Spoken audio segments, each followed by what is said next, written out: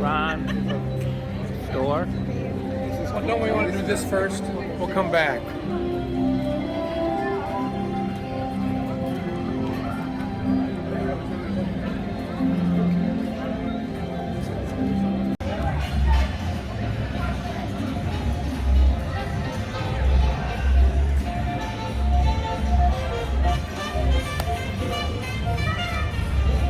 Back to that store? Well, on the way out, get to carry it.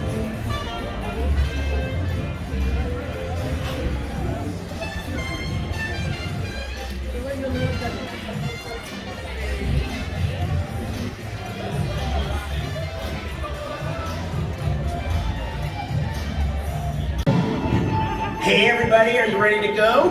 Okay guys, fill her up! Oh, Dad, let me help you. Oh, you're such a good son. Oh, hey, you there, Mr. Butterfingers. Be careful with that. Hang on, everybody. This should be quite a ride. Imperial Palace, here we come. This is so exciting. Oh, watch where you're going. We're going to hit those rocks. Hang on, everybody. That's weird. It's like the river just ends up ahead. Let me see that. According to the map, it's a waterfall!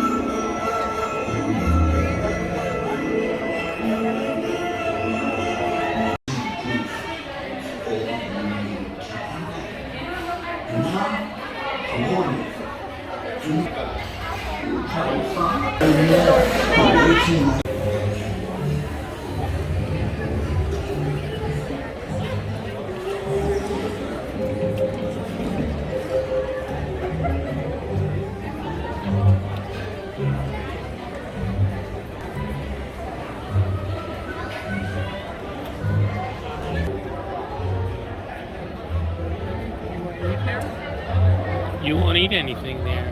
I know.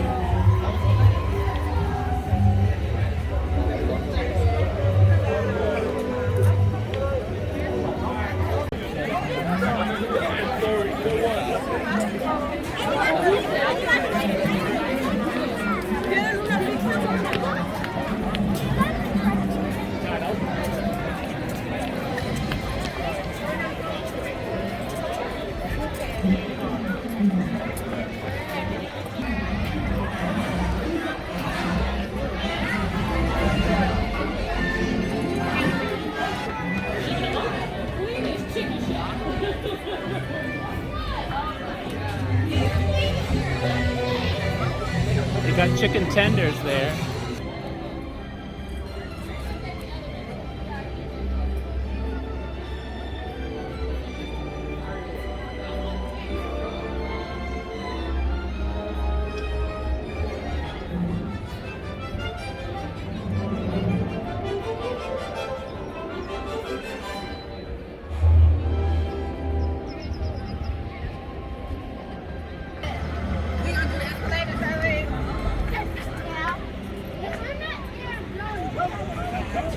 Downstairs.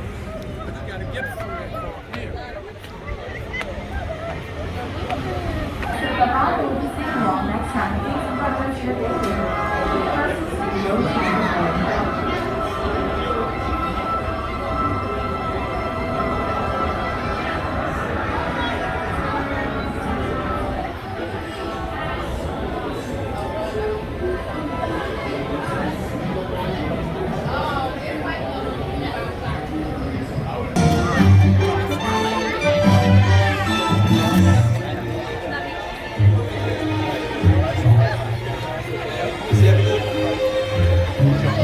the lot when we were shooting Back to the Future.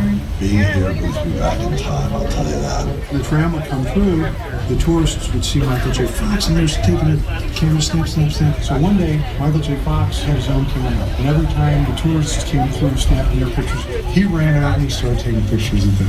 And as we descend into the studio, either side of the road, you can follow our movie timeline, celebrating over 100 years of filmmaking right here at Universal Studios Hollywood Soundstages here. Its use dates all the way back to the year 1931 and the original Dracula starring Bela Lugosi. And today you can see the soundstage is undergoing a few renovations, and those aren't the only renovations that are happening on the front lot today. They're also used for new episodes of Saved by the Bell, as well as all 6 seasons of Superstore, starring America Ferrera and Ben Feldman.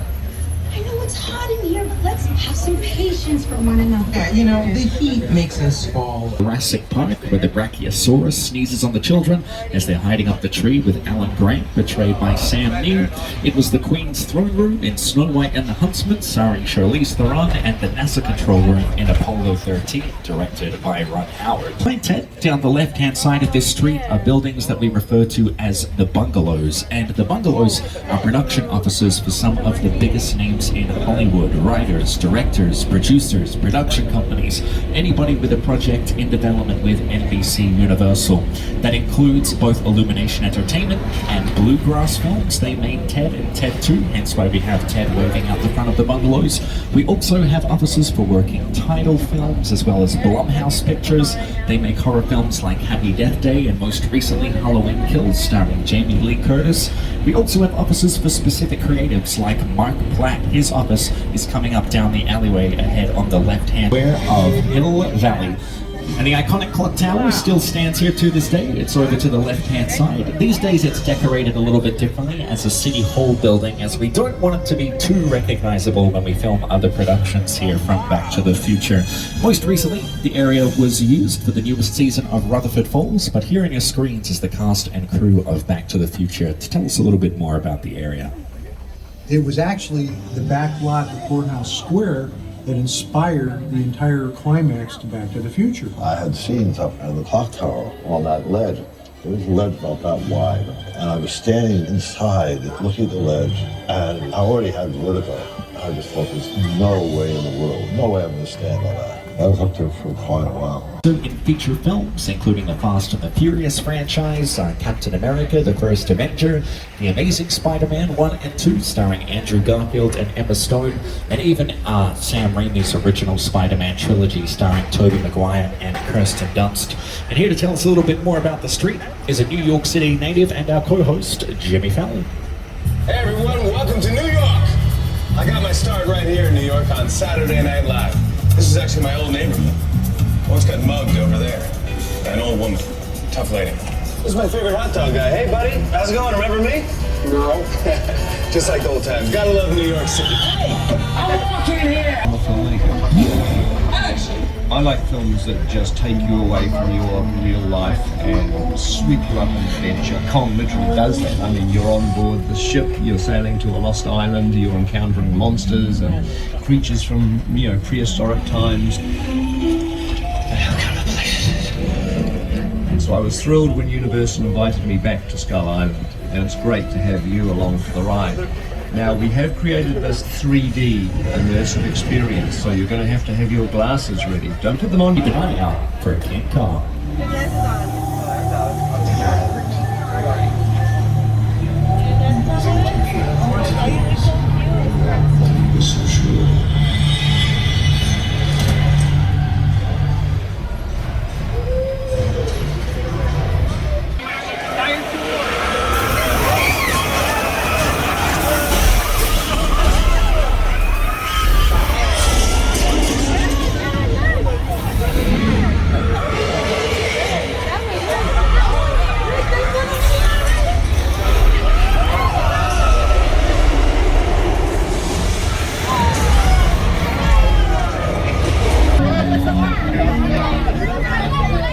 As we depart Skull Island, feel free to remove those 3D glasses, just don't put them too far out of reach, as we will be using them once more before the completion of the tour.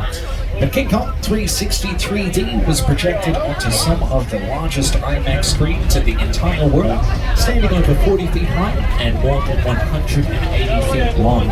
On set in front of the camera and then seen on screen. It's basically the automotive equivalent of an actor. Now, a picture car could just be used in the background. It can be quite simple, but sometimes our picture cars go on to become just as recognizable as the characters that have driven them in film and television.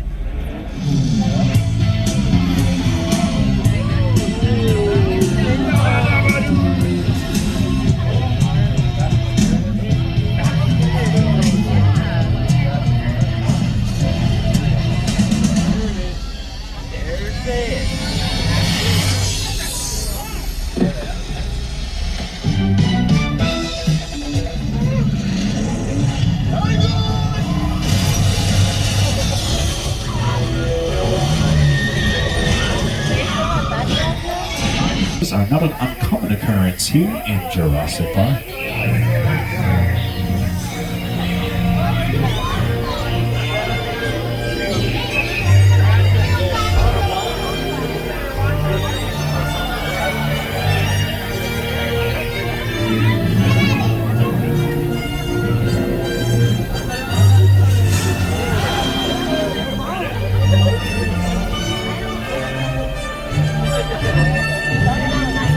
And now that we've seen a few of the set pieces in real life, let's take another look at that mobile lab that we had on display, but this time on our screens in the very scene it featured in The Lost World Jurassic Park. This in the scene was created using practical effects, which is a type of effect that is performed live on set without the use of computer-generated imagery.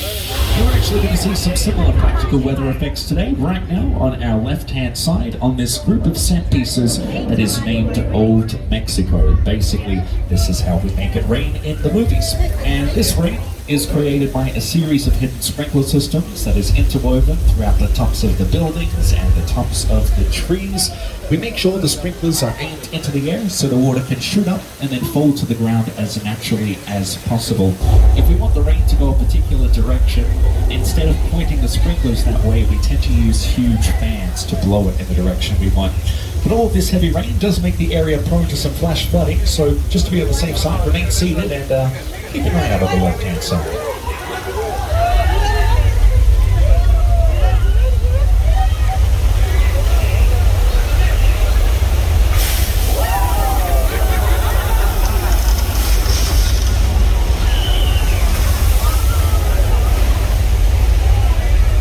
You may even recognize that flash flood from Lady Gaga's music video Judas, or maybe this scene on your screens from Big Fat Liar, starring Frankie Muniz, Amanda Bynes, and Paul Giamatti.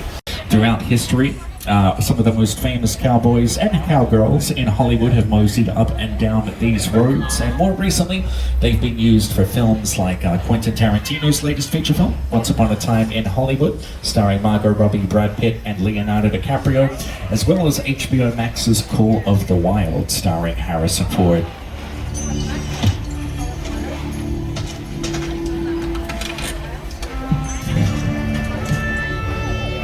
This town ain't big enough for the both of us, Jimmy Fallon. Well, I ain't going anywhere, Jimmy Fallon.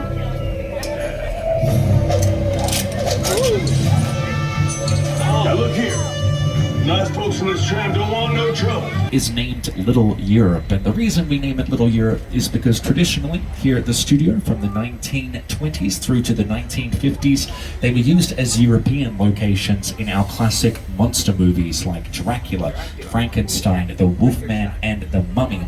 But since then they've been used in TV shows like Gilmore Girls, Buffy the Vampire Slayer, Angels, SEAL Team and SWAT on our screens. Look, they're sweet. He looks very upset. When I talked to him, so they got him in his arms. You guys with the FBI? FBI, yeah, we hear about the new remains. That's him. Right over there. You alright? Just a little tremor there. Remain seated and keep a hold of your personal belongings just to be on the safe side. We should be on hold. Okay, second thoughts, this could be the big one. Uh-oh, left-hand side of cars 2 and 3. It looks like the floor is coming down. Watch out, everybody.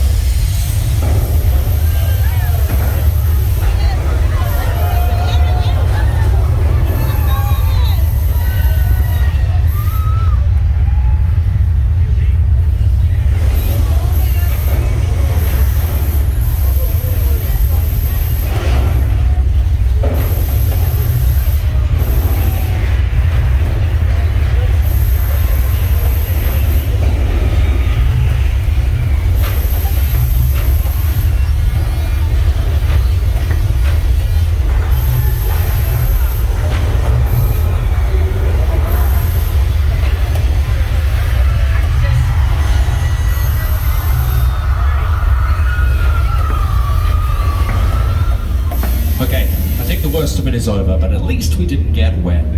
Out of the woods just yet. You see, our next location is the seaside town of Amity Island, and while it's quite a picturesque seaside place, I am sorry to tell you all, we have been experiencing a few shark sightings here recently, so now more than ever, it is vital that you remain seated with your arms and legs inside the vehicle. Now, Amity Island has a long history here at Universal. It actually used to be Cabot Cove for the TV show Murder, She Wrote, starring Angela Lansbury. And uh-oh, does anybody see that large grey shark film swimming around? That is not good. In particular for that diver who's popped up next to the Amity police boat. I sure hope they know they've got company in the water with them this afternoon. Well, if they didn't know before, they certainly know now. Oh dear. Okay, well, in the interest of him who's back there, that could be a bit of a problem.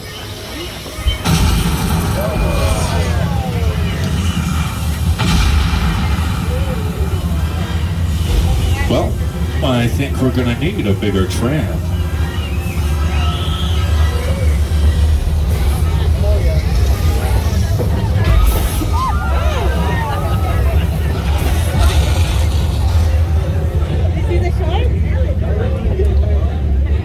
My old Australian friend.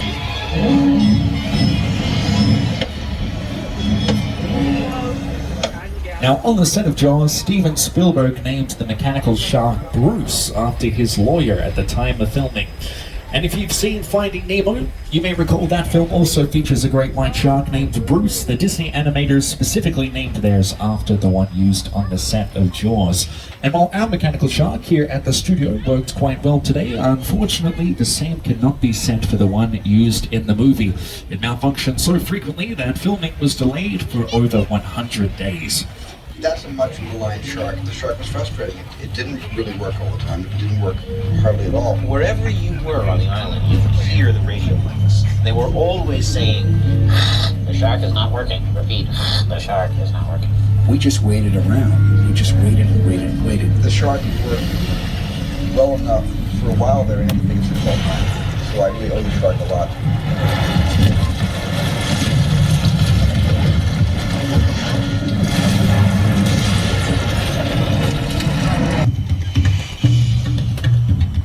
An instrumental part of the process of designing these murals was getting to go to the Universal Archive. Going there, I got to see in person props from the movies, photos from behind the scenes, original illustrations from those movie posters. Rodriguez as Letty Ortiz and Dwayne "The Rock" Johnson as Agent Hobbs. In the back row, over to the left, there's also a yellow car with 2 black stripes, and that is Bumblebee's car from the Transformers series. Now, those are 2 of our newer properties here at Universal, but around the next corner, we're going to be traveling back in in time to the year 1960. And mother and son duo, Norma and Norman Bates, they don't just manage the motel here, they also happen to live in that rather uninviting looking house that sits up at the top of the hill there. Now, I'm sorry to say, the Bates Motel, it's not too busy at the moment. Generally, they always have 12 cabins and 12 vacancies. So if you're looking for a place to stay, now could be the perfect time to check on in. And it looks like Norman is actually in the office at the moment, although he looks a little bit distracted at the moment. So maybe now's not the best time. But, you know, I'm sure you can also jump on Airbnb. I'm sure they have more information about that. Oh. Uh-oh. You're it. Okay, it looks like Norman is helping a guest check out, so I definitely wouldn't disturb him. In fact, let's not draw any attention to the tram itself, as I hope that we can pass. But oh, wait, I'm in the microphone, aren't I? Sorry, everybody. Hi, Norman. I promise none of us saw anything, did we, guys? Oh. Okay, now, we are going to get out of here, but we do legally have to stay the speed limit, so best of luck, tram 4. Around the corner, we have an equally disturbing set. We are entering the plane crash site from Steven Spielberg's War of the Worlds, starring Tom Cruise and Dakota Fanning. Now, this is a highly realistic plane crash, mostly due to the fact that it is a real retired aircraft that was broken into several pieces specifically for its use in the film. And here on our screens to tell us a little bit more about the area is the production designer for War of the Worlds, Rick Carter, alongside director Steven Spielberg. The airplane crash site set is a perfect example of a set that is all designed around a vision that Steven had. For War of the Worlds, I'll let you know we're approximately 10 minutes away from the completion of the tour, so not long to go before we're back in the theme park. But one final time, if you urgently require my assistance before the completion of the tour today, be sure to stay on board the tram, reach up, grab that red cord, and I'll be back to assist you just as soon as it is safe for me to do so. Pierce, pleased to meet you. Buddy Hobbs asked us to stash you from Shaw for a while. So we brought you in our secret spot. We're having a few friends over, it's a little messy. It's all good, but more the merrier. Especially you right there in that third row, like I was saying. So look, see over there? It's Hobbs' urban assault vehicle. Best truck the U.S. government can buy. Everybody out! The FBI! Turn that music off!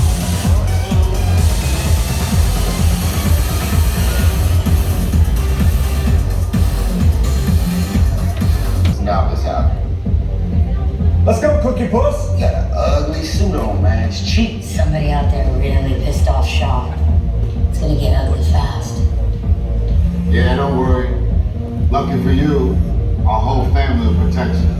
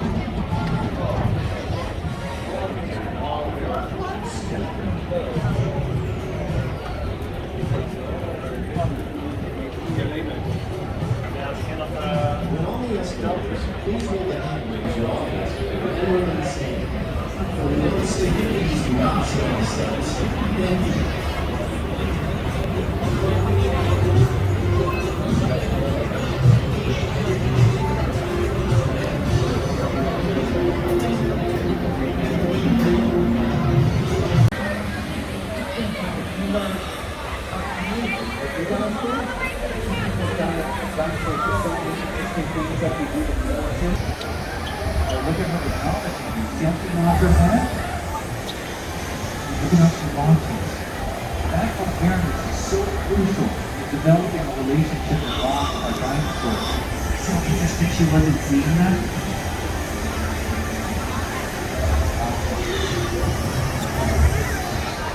That's so cool.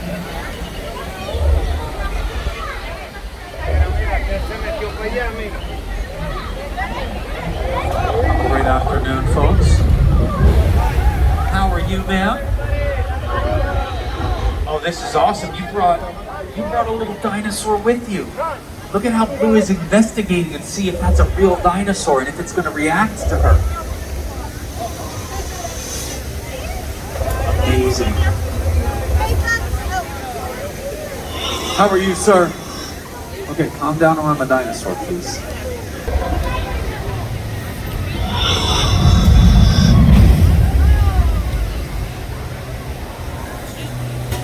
So we're going to finish up these final few photos and then head back to the paddock. We are scheduled to be in the park throughout the day, so if you guys stick around, you can get a photo with Blue. Blue's 6-month-old baby sister Tango will be joining you shortly, and our Triceratops Juliet is scheduled to make several appearances throughout the day as well. So if you guys stick around, we have a few dinosaurs to join you in the park as we study. Your participation in the rapid program is vital for the safety and training of our athletes. We are thrilled to be